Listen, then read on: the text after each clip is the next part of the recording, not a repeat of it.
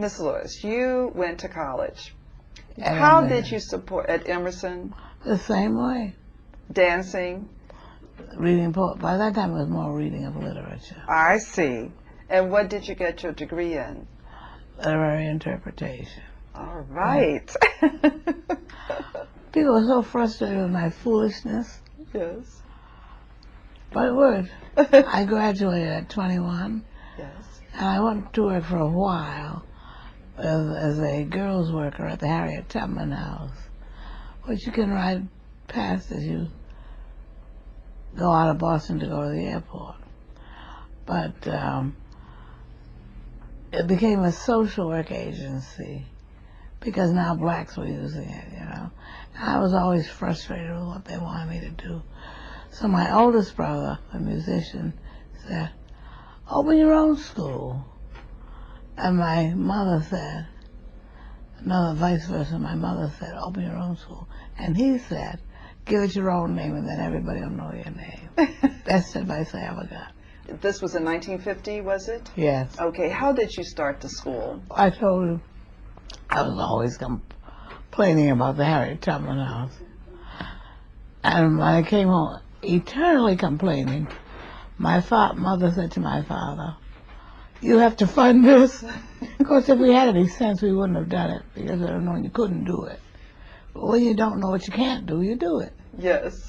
He gave me $300, bought me 2 second-hand pianos, 12 second-hand folding chairs, and 2 second-hand folding tables, and I was off and running in an apartment. Oh, and how many students did you start out with? 25. Oh my goodness. So obviously you had already networked in your community in Roxbury. Well, since I was around all the time. Yes.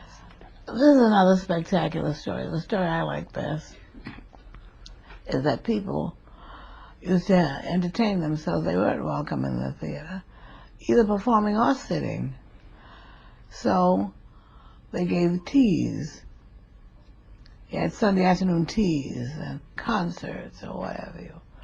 And the people who attended at my church at St. Cyprian's paid $3 to come to the concert. And then the town was paid from that, and the rest was a profit for the church. I am so aggravated to hear people who can't get ahead without a grant. Yes. Oh, this thing gets on my nerves. And the women of that particular guild or club or whatever baked cakes and made fancy sandwiches. They know how to do that.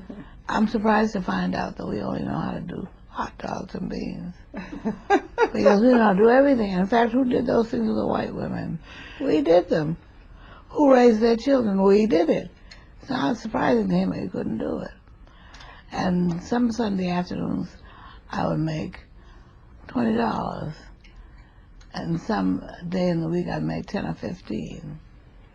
So I'd have a week's salary.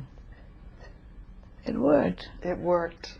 It certainly worked. And Louis Farrakhan was a beautiful little boy with that same smile. And he played his violin. In your school? No, I did teas. Oh, oh. Yes, and he's still a violinist, There's isn't he sent me a video he? Yes. of him doing the Mendelssohns. Oh. And I wish you had the time you could listen, but it takes about an hour and a half to listen to it. Yes. And he explains the whole musicianship of this Jew. He says, how can I be a racist if this is me? But people cut out the segments of you they want to show. Yes.